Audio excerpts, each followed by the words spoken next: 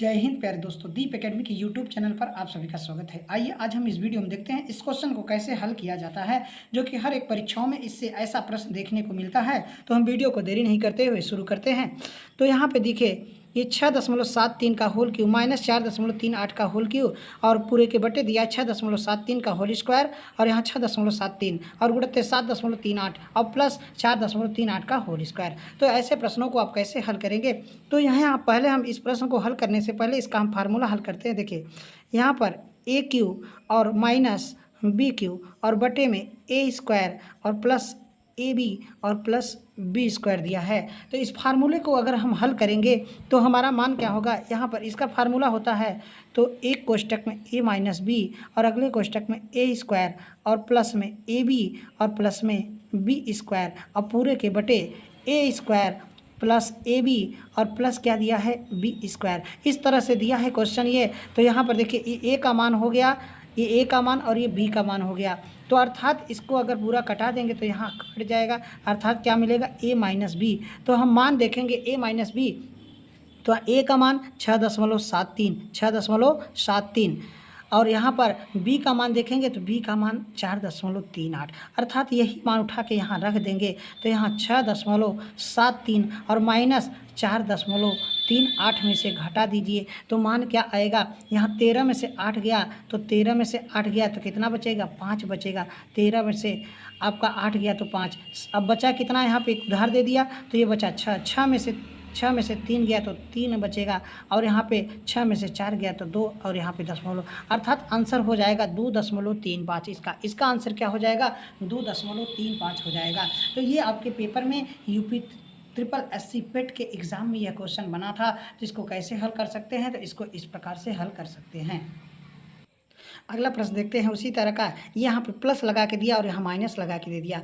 तो इसको हल करने से पहले हम इसका फार्मूला देखते हैं कि यहाँ पर ए का क्यू और प्लस आपका बी का क्यू और बटे में क्या होता है? ए स्क्वायर और माइनस ए बी दिया है और प्लस क्या दिया है? B square. तो इस फार्मूले को हल करते हैं। तो यहाँ देखिए, ए क्यू प्लस बी क्यू का फार्मूला होता है एक कोष्टक में ए प्लस बी, एक कोष्टक में ए प्लस बी, अगले कोष्टक में ए स्क्वायर और माइनस यहाँ पर ए बी और प्लस आपका बी स्क्वायर होता है और इसके बटे में क्या दिया है?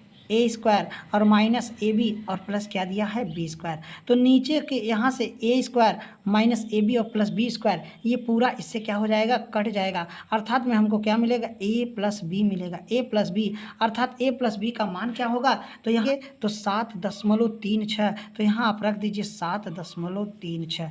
बी का मान क्या रखेंगे? तो 4.35। तो 4.35। तो इनको जोड़ दीजिए।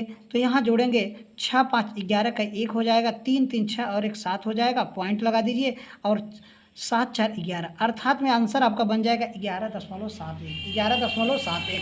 तो इस तरह के प्रश्न आप लोगों को पेपर में देखने को मिलता है। तो हम इनका थोड़ा सा फार्मूला ही आप लोगों को समझा देते हैं।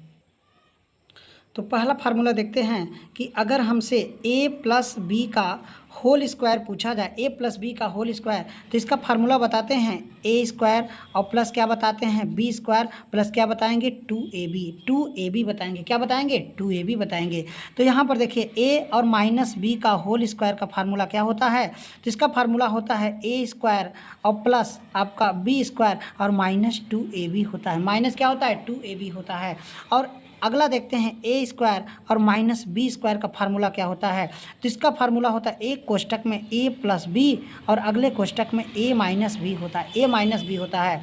तो नेक्स्ट फार्मूला है कि ए स्क्वायर और प्लस बी स्क्वायर। तो इसका फार्मूला तो नहीं बनता, लेकिन आवश्यकता पड़ने पर इसको हम दो रूपों में तोड़ सकते हैं। एक तो ए प्लस बी का होल स्क्वायर माइनस 2ab के रूप में तोड़ सकते हैं, या तोड़ सकते हैं कि ए माइनस बी का होल स्क्वायर और प्लस 2ab के रूप में तोड़ सकते हैं। इन दोनों फार्मूला को हल करेंगे तो यही आपको मान मिलेगा। क्या मान मिलेगा? यही दोनों का मान मिल जाएगा। ठीक, तो ऐसे ही प्रश्न कुछ और हम आगे फार्मूला प्रैक्टिस करते हैं।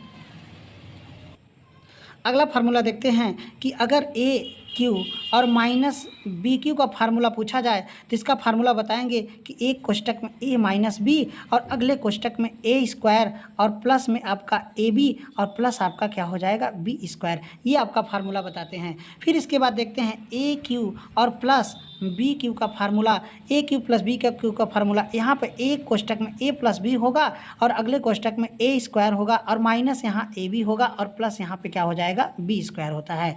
फिर अगला नेक्स्ट फार्मूला बनता है कि ए प्लस बी का होल क्यू, ए प्लस बी का होल क्यू, तो यहाँ होता है ए क्यू और प्लस यहाँ पे होता है बी क्यू और प्लस आपका होता है 3ab और कोष्टक में ए और प्लस आपका बी हो जाता है, ए प्लस बी हो जाता है। इसका फार्मूला यह आपका बनता है कि ए प्लस बी का होल क्यू, तो ए प्लस बी का होल क्यू का फार्मूला आपका ये बनता है। अगला बनता है ए माइनस बी का होल क्यू, तो ए क्यू और आपका माइनस बी क्यू और माइनस 3ab और कोष्टक में a माइनस बी होता है। कोष्टक में क्या हो जाता है तो a माइनस बी होता है।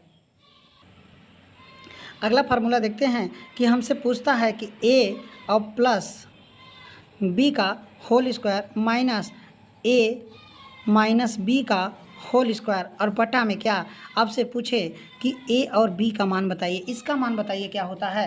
तो इस तरह से प्रश्न आप लोगों से पूछता है, इस रूप में प्रश्न होता है तो क्या मान होगा।